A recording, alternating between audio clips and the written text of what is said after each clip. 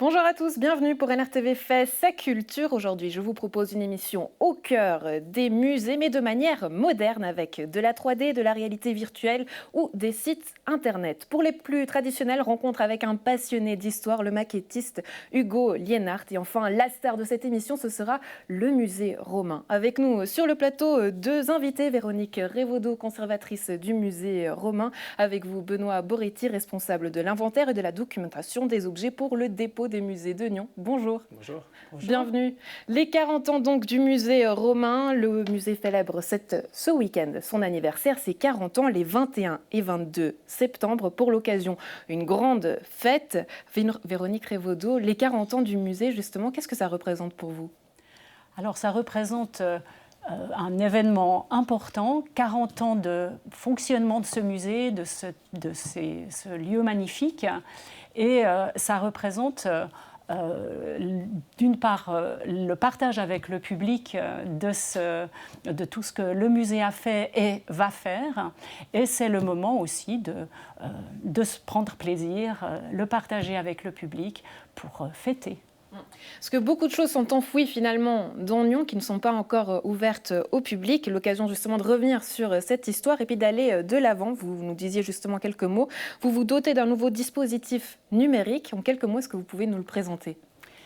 Alors, nous avons un projet à plus longue échéance de doter le musée de plusieurs de ces dispositifs numériques en profitant de ce que nous offre la technique actuelle pour faire parler mieux et de façon plus suggestive les objets et vestiges. Nous commençons par deux dispositifs. L'un, le premier, dévolu à tout seigneur, tout honneur, notre basilique et notre forum. Il permettra de présenter au public ce monument dans son emprise dans le lieu, qui est véritablement impressionnante. Quand on voit les images justement à l'écran, donc là, le dispositif. Voilà, et on partira à la découverte aussi de ce qui se passait, de ce qu'on peut dire qui se passait dans cet ensemble de monuments, avec un focus particulier sur la basilique, puisque ce sont ces fondations qui ont été découvertes en 1974 et qui forment l'écrin pour le musée romain. Des fondations assez impressionnantes. On voit là la taille, l'ampleur des bâtiments. J'imagine que vous-même, vous avez été surprise en voyant ces images.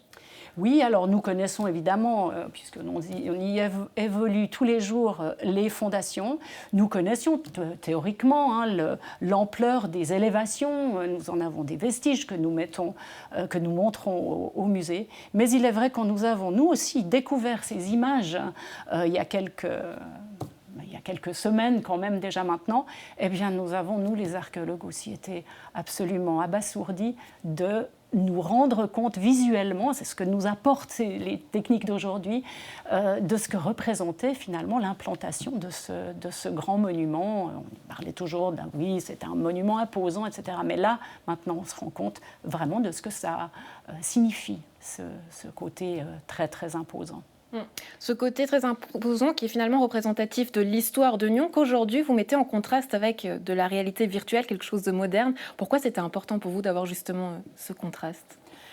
Eh bien, justement, notre souci depuis 40 ans, c'est de faire partager au public nos recherches, nos quêtes de ce à quoi pouvait ressembler ce monde romain, cette société romaine il y a 2000 ans. Et eh bien, c'est justement un grand plaisir que de pouvoir en dire un peu plus, en montrer un peu plus, être plus suggestif et peut-être parler davantage non seulement disons, à l'imagination, mais aussi à l'émotion, vraiment de permettre à notre public en quelque sorte de s'immerger dans ce monde-là. Benoît Boriti, j'imagine que pour vous, c'est quelque chose qui fait sens finalement qu'un musée soit moderne et soit voilà, à la pointe de la technologie. Oui, c'est quelque chose qui est vraiment une bonne initiative qu'on a là. Le musée romain, il surfe sur une vague actuelle avec le numérique. Pour nous, c'est vraiment, il y a du potentiel là derrière. C'est des dispositifs qui nous permettent, comme l'a très bien dit Véronique, d'apporter une autre vision aux choses. Même nous, on se rend compte de l'importance des bâtiments dans le musée romain, justement, la grandeur de ces monuments historiques qui sont là. Et c'est vraiment des possibilités qu'on peut utiliser pour montrer aux gens quelque chose qu'ils n'ont pas l'habitude de voir.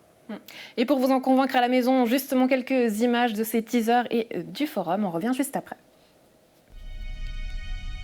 Comme dans toute cité romaine, la basilique de Nyon faisait partie d'un ensemble beaucoup plus vaste, le forum. Le forum était entouré de murs de 5 à 6 mètres de hauteur, ce qui le séparait et le distinguait clairement du reste de la cité.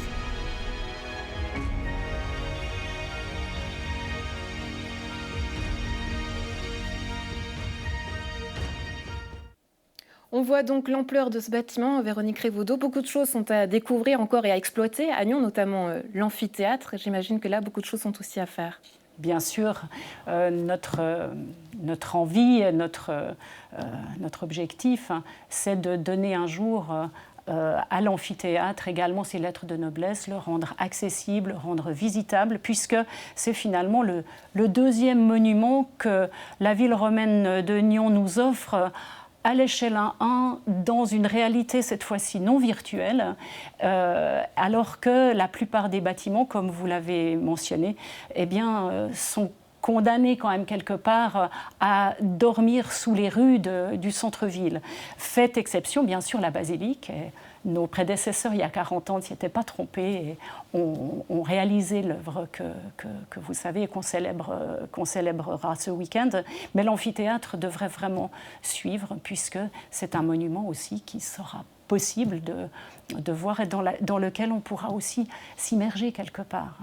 On oublie donc parfois finalement que Nyon est une ville romaine, qu'elle avait ses habitudes romaines et nyonnaises aussi. Donc comment est-ce qu'on pouvait décrire ce quotidien, le quotidien des Nyonnais à l'époque romaine? Alors pour ça, eh bien justement, nous avons, pour commencer cette démarche, nous proposons un premier dispositif alors qui, lui, s'intéresse davantage à des aspects quotidiens de la vie, puisque nous proposons au public de s'immerger dans les thermes publics, donc les bains publics, dont on a retrouvé les vestiges sous la rue du Marché. Et là, le deuxième dispositif que nous présentons est une espèce de cabine dans laquelle les gens pourront venir, se mettre un casque et se plonger vraiment dans l'atmosphère de ce bâtiment qui faisait vraiment partie du way of life, Roman way of life, et qui était présent dans un peu toutes les villes. Là, on retourne au fait en arrière au moment de la recherche, de la découverte de ce forum, et puis au musée, voilà, où ces pièces sont finalement des vestiges de la tradition qu'on peut voir dans les fondations du bâtiment. Absolument. Donc ces pièces que vous voyez maintenant appartenaient à l'élévation du bâtiment, et c'est grâce à l'étude de ces pièces, entre autres l'étude scientifique de ces pièces, que nous pouvons, grâce aux spécialistes, notamment Philippe Bridel en l'occurrence, que nous pouvons nous permettre d'édifier des reconstitutions en 3 dimensions de ce bâtiment. Ce sont les témoins qui nous permettent de le faire. Je vous propose à présent de parler de quelqu'un que vous connaissez bien, Hugo Lienhard, qui est maquettiste justement au musée romain. Nous sommes allés à sa rencontre dans son atelier Ami.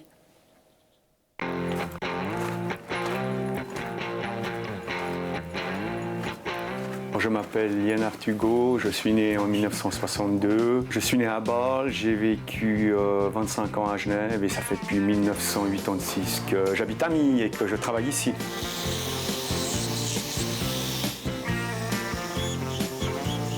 À la base, je suis mécanicien de précision et puis j'ai commencé à faire de la maquette parce que j'ai fait quelques fouilles archéologiques et puis le conservateur du musée Cotentin d'archéologie m'a demandé de faire une maquette en 1989. Il s'agissait d'un char de l'Arche du Fer avec une roue de Corcelles.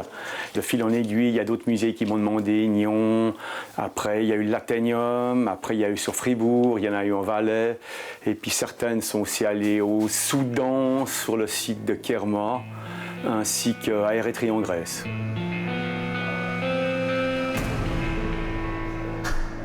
Tsunami, c'était le directeur du musée du Léman, il m'a demandé de faire une maquette d'appel, comme il a dit.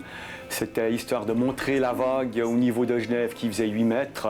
Donc il y a un dessin qui existe d'un dessinateur qui fait pas mal pour l'archéologie et l'histoire en français. Donc on a repris le pont antique comme il est dessiné sur ses œuvres. Et puis après, moi j'ai regardé différentes vidéos de vagues. Et puis je me suis dit, je vais présenter le projet, le pont qui est cassé avec des figurines qui courent, ce qui est certainement arrivé. Et puis il y a la vague qui est derrière.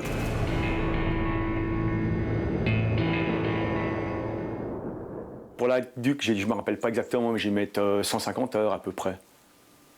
150-200 heures peut-être.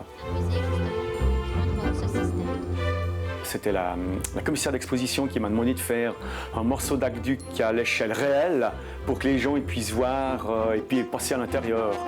J'ai tout découpé avec des grands morceaux de Sagex parce qu'il fallait que ce soit transportable de mon atelier jusqu'au musée romain.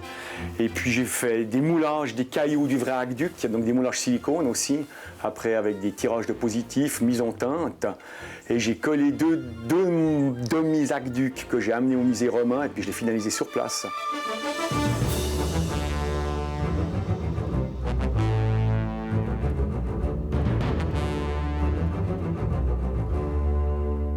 Ce qui me plaît surtout dans la maquette, c'est que j'ai travaillé à l'usine, c'était horrible.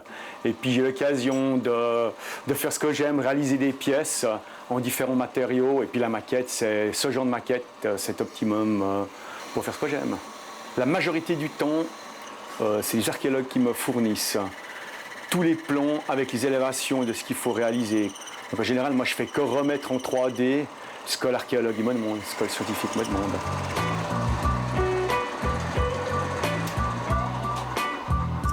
Tout commence sur papier, donc le scientifique, l'archéologue me donne les plans, la vue en plan de ce qu'il veut qu'on réalise. Par exemple ici il y a un petit couloir avec, on voit les formes des petits poteaux qui vont soutenir le toit. Il y a le dessin d'une rivière, donc ça c'est relativement facile. Ici il y a un mur de soutènement. Phase numéro 2, le scientifique m'a fait des dessins avec les élévations des différents bâtiments de cet édifice vaudois. Donc sur cette base-là, moi je vais commencer à réaliser le montage des murs, les ouvertures des fenêtres et puis toute la problématique des courbes de niveau avec le cours d'eau et la végétation qui va s'en suivre. 3, j'ai fait, en fait, quand tous les volumes de la maquette, commencé à monter les maisons, fait la résine, le cours d'eau en résine, ensuite tous les différents sols. Le but c'est que ce soit au plus réaliste possible, que ça ressemble à l'original. On peut te comparer à quoi? Un chirurgien, un orfèvre? Un chirurgien orfèvre. Les trésors des musées et de la ville nyonnaise s'exposent sur la toile. Depuis le début du mois, le service de la culture dévoile sur Internet les collections du musée romain, du musée du Léman et du château de Nyon, mais aussi les collections d'œuvres d'art acquises par la ville. Benoît Boritier, est-ce que vous pouvez un petit peu nous présenter ce site Internet en quelques mots? Alors oui, avec plaisir. Pour nous, c'est l'occasion, on parle de dispositif numérique, c'est un dispositif de plus pour présenter des choses que les gens n'ont pas l'habitude de voir. On parle aussi de partage avant, c'est l'occasion de partager ses collections. C'est une des missions qui est importante pour les musées de Nyon, c'est de diffuser nos collections. Et il y a environ 10 000 objets qui sont exposés. Et il y a plus de 40 000 objets inventoriés, donc encore plus au dépôt. Donc il y a plein de choses qu'on n'a pas l'occasion de montrer. Et pour nous, c'est vraiment un moyen de les mettre en avant vis-à-vis du site web, que les gens puissent découvrir ces objets, certains qui sont présentés avec soit plus d'informations ou d'autres qu'ils n'ont pas l'habitude de voir justement. Donc on voit là justement à l'image ce site internet, ça commence, hein, mais pourtant c'est un travail titanesque j'imagine. Qu'est-ce qu'il a fallu faire concrètement? Alors, il y a toute une partie bien sûr technique, puisque finalement le travail d'inventaire est là depuis des années, donc ça fait longtemps qu'on documente les objets. Par contre, on avait tout un travail technique à mettre en place pour la création du site web et pouvoir transférer nos données sur le site web. Et puis après, c'est tout un travail de relecture des fiches, bien sûr, vulgariser aussi certains contenus, que ça soit intéressant pour les visiteurs, que ça soit une expérience vraiment conviviale. Et puis le choix aussi des objets qu'on met. Actuellement, on a 324 objets en ligne, donc c'est pas beaucoup pour l'instant, mais l'idée c'est de compléter régulièrement, de pouvoir vraiment mettre de plus en plus d'objets qui, on espère, va intéresser les gens, bien sûr, qui puissent découvrir cet aspect-là de notre travail d'inventaire et puis ces objets qu'on n'a pas l'occasion de présenter. Vous travaillez justement au sein de cet inventaire. Qu'est-ce qui fait ce boulot-là? Parce que c'est tellement énorme qu'on imagine qu'il y a toute une équipe. Voilà. Tout à fait. Alors c'est beaucoup de gens. Il y a autant, on a beaucoup de civilistes, de stagiaires, des chargés d'inventaire, mais aussi les conservateurs, les équipes de conservation. Tout le monde travaille sur les objets en fonction aussi de leurs compétences et de leur domaine scientifique. Pour ma part, en fait, je chapeaute un peu ça. Donc je ne suis pas seul à rentrer des informations sur ces objets. Donc ça fait des années qu'il y a vraiment beaucoup de gens qui travaillent sur ces objets. Et pour nous, c'est aussi important de mettre ce travail qui est souvent un travail de l'ombre. On l'oublie souvent dans les musées, vu que voilà, c'est un peu la face cachée. C'est l'occasion de le mettre en avant auprès des gens, en tout cas. On voit, hein, parce que là, voilà, on est au cœur du dépôt. Beaucoup d'objets y sont finalement enfouis ou auxquels le public n'a pas accès. Et du coup, c'est l'avantage de ce site, c'est que tout le monde peut avoir accès à ces objets. Exactement. C'était l'occasion vraiment de présenter ces objets. On a, d'ici la fin de l'année, l'idée de rajouter déjà pas mal d'objets pour le musée du Léman. Et puis, c'est aussi important pour nous de mettre en avant les collections d'œuvres d'art de la ville, qui sont aussi gardées dans ce dépôt et qui en fait, n'ont pas de vitrine, contrairement aux collections des musées. Là, on a une vraie vitrine pour ces objets d'œuvres d'art. Et puis, d'ici la fin de l'année, on aimerait bien pouvoir les mettre en avant aussi sur le site web. J'imagine que c'est une vraie caverne d'Ali Baba, en fait. Je le sais, puisque j'ai eu la chance de pouvoir le visiter. Chaque fois, on redécouvre un objet ou on retrouve un objet qu'on a parfois peut-être perdu. J'imagine que ça vous est arrivé. Alors, plus oublié que perdu, mais oui, des fois, on peut retomber sur des objets dont on a simplement... qu'on n'a plus en tête, et puis c'est vrai que des fois c'est des découvertes, des objets toujours surprenants. Il y a des objets très récents, hein, contemporains, comme des objets beaucoup plus vieux de l'époque romaine, donc il y a vraiment de tout, c'est assez souvent des surprises, autant sur ce qu'il y a sur le dépôt, autant sur les choses qui arrivent, hein, que ce soit des fouilles ou pour des acquisitions pour les différents musées. Est-ce que vous avez un objet qui vous est justement resté en tête parce qu'il était passionnant et que vous avez eu plaisir à redécouvrir ou découvrir? J'ai un objet assez drôle qui me reste en tête, c'est...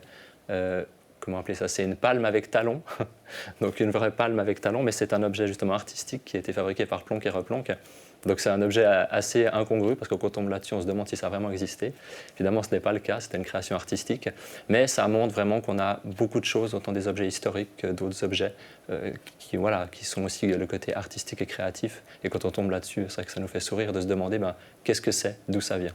Vous n'avez pas eu l'occasion de l'enfiler, cette palme? Non, malheureusement, je n'ai pas essayé. Et puis, il n'y en a qu'une, donc c'est un peu embêtant. Il faut la conserver, justement. Exactement. Véronique, en 1999, le musée romain est d'ailleurs pionnier en se dotant d'un site internet. Qu'est-ce que vous pensez donc de cette manière de redécouvrir finalement des collections? Est-ce que ça va à l'encontre d'un musée? Comment vous voyez ce site internet? Alors c'est vrai que j'ai eu plaisir à me souvenir que finalement en 1999, nous avions été les pionniers pour la ville de Nyon, les premiers à disposer d'un site internet affecté au musée romain. Alors, ce qui est fondamental pour moi dans ce type de débat, c'est vraiment de garder toujours en tête que nous travaillons avec la complémentarité des moyens. Le site internet avec les collections qui sont mises en ligne, eh bien, c'est un moyen de toucher, d'aller à la rencontre d'un certain public.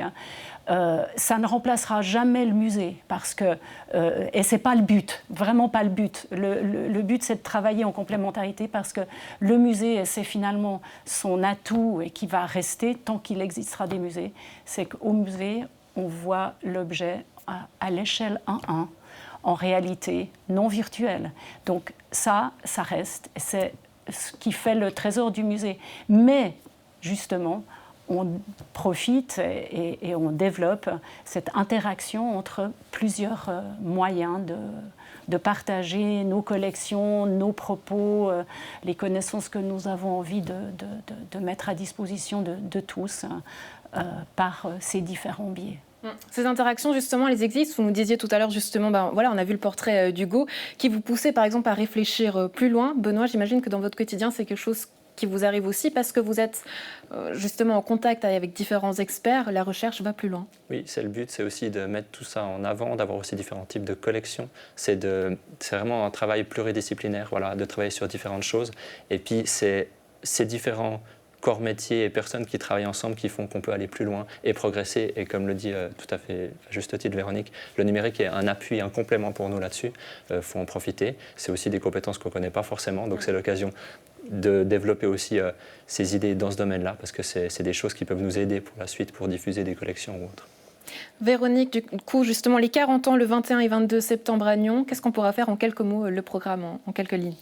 Alors, on découvrira les deux dispositifs, évidemment, dont il a été question.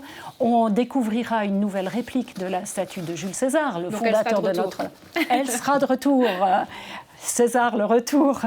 Et il y aura toute une série d'animations qui seront proposées sur la place du château, autour de différents sujets d'archéologie. On verra d'ailleurs l'équipe qui numérise et fait de la photographie numérique des blocs d'architecture. Et on entendra, ça c'est tout autre chose, mais venez à 2 concerts de musique baroque, de musique italienne du XVIIe siècle, qui exalte et qui se saisit de figures de l'Antiquité d'une façon totalement novatrice, ébouriffante et inattendue, parce qu'évidemment c'est quelque chose qu'on connaît mal. Et venez, laissez-vous tenter. 20h samedi au musée et 17h dimanche au musée. L'ensemble Chiomedoro qui nous a concocté un programme spécifique. Et finalement, un programme toute la journée, les 21 et les 22. Véronique, Benoît, merci d'avoir été avec nous. À très vite. Merci. Merci. Quant à nous, on se retrouve la semaine prochaine, vous le savez, pour plus de culture et plus d'aventures.